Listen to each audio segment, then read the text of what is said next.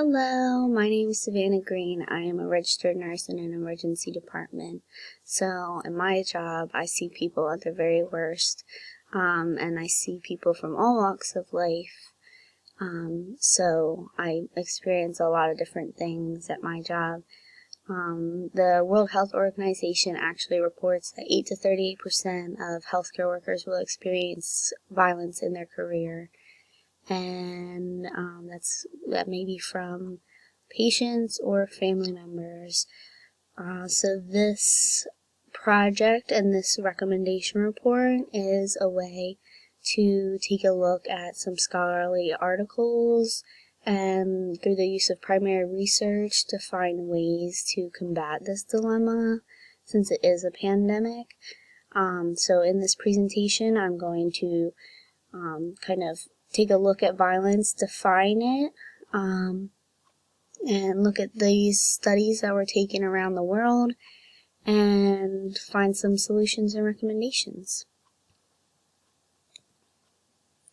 So what is violence? According to the American Nurse Association, or the ANA, they define it a couple different ways. So first you have criminal intent, which is where the perpetrator or the person that's committing the act has no relationship to the person that they are committing the act against, and it's in correlation with a crime. Excuse me.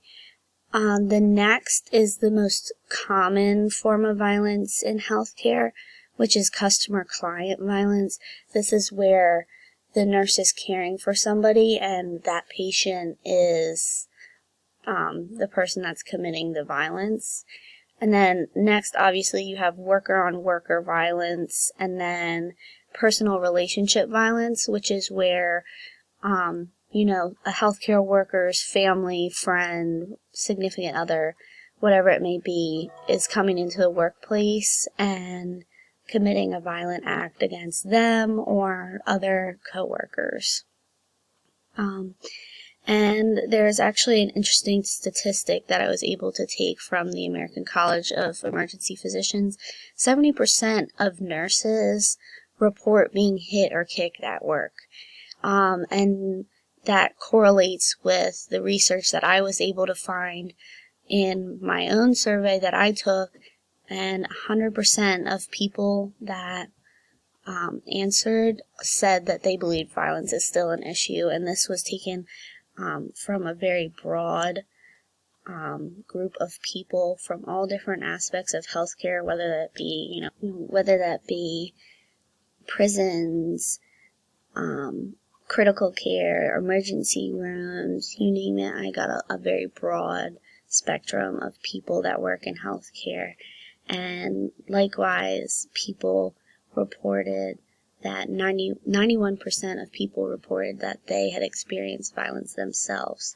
And some good information that I was able to take from my interview that I took with the nurse manager of my emergency department, who has over 30 years of experience being an emergency nurse alone, was able to provide the best way to combat it is to kind of have a idea of who you are yourself, so that other people can't take advantage of you or can't take advantage of anything that you feel less about yourself. So that was a good way to think about things, but definitely still an issue that needs more addressing. So we're going to look at this a little bit further. So for my research, I looked at two studies that were taken. One was in Australia, and another was taken in Turkey, in Istanbul. So the first one that I want to talk about is the study that was taken in Australia. It takes a look at both workers in the emergency department and workers that are in the first responder field, so your EMS, your police, and all of those. So 67% actually reported in total of the whole study of being abused in the field over a 12-month span, which is a really large percentage for how many people that they studied. And out of the ambulance officers, 77.5% reported violence, which was actually even more so in rural areas where they didn't have as much support or there wasn't as many people around compared to city settings, which is a little bit surprising in my opinion. So that's what I was able to take from that. And then for the study in Istanbul that took place, it consisted of only nurses in a hospital there, and 91.4% reported verbal abuse and 70.9% reported physical abuse, and over half of them felt safe none of the time. And 73.7% believed that staffing in the actual environment of the department helped to increase those rates. So it definitely goes to show you that this isn't a, American problem or, a European problem. It's a worldwide problem.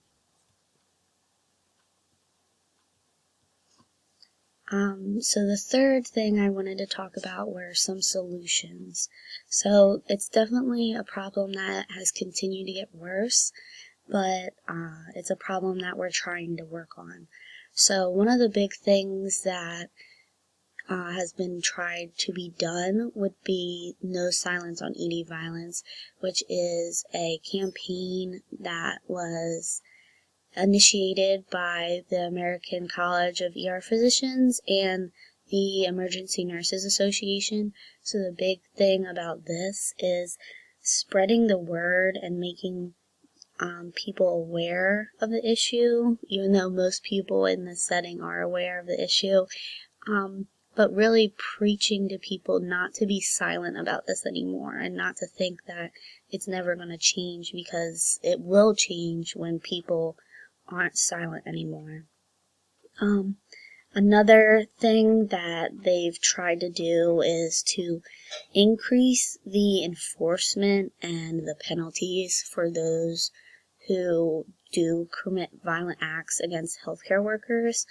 So an example of that would be, in which I also was able to understand this law a little bit better from my manager that I interviewed, that in Delaware, it is a felony to commit a violent act against a healthcare worker. And then, furthermore, if that act is committed just as any other victim of violence, you, as the person that makes that report, that nurse that reports, hey, this person assaulted me, would be protected even if they return to your workplace. Some more stuff that I was able to get from my research. A lot of people recommended a lot of great ideas on how to continue to combat this, and which I presented to my own manager for improvement for our facility. Panic buttons to help increase communication and help get assistance rapidly in intense, high-stress situations when security may be needed.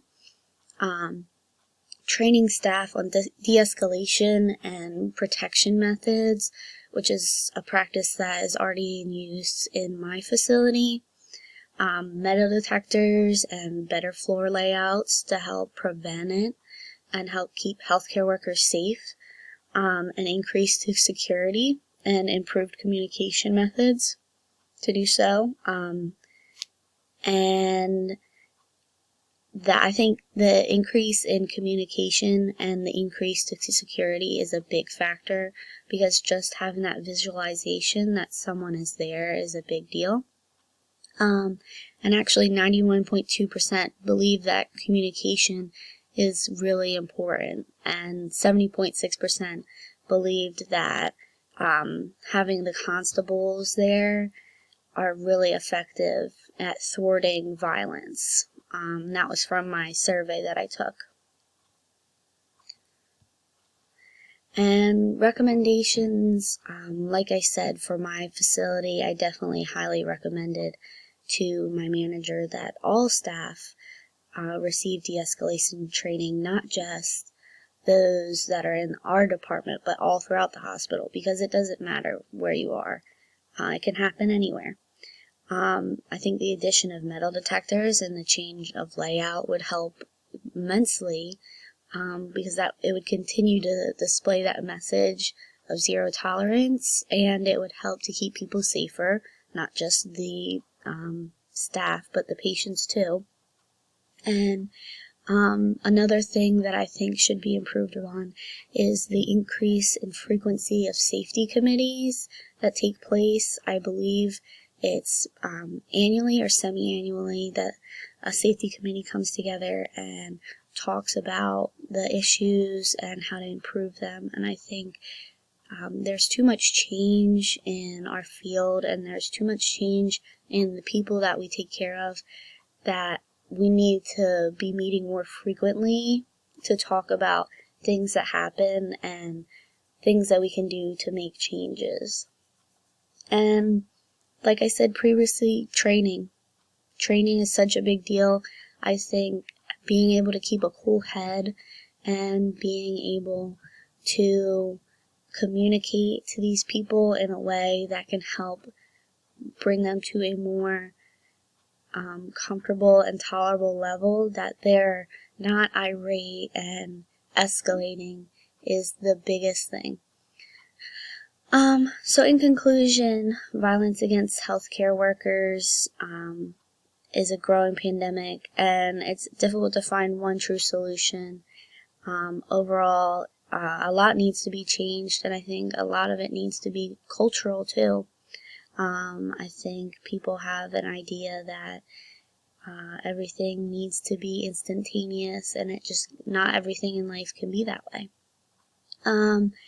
I think with the implementation of these recommendations and further research and practice in defining some more solutions that work, and creativity will really help to improve the safety for all people in healthcare and improve patient care once that's happening as well. So here's just a couple clips from my survey, and that's all I have. So thank you. If you have any questions, please feel free to ask, and I hope you have a great day.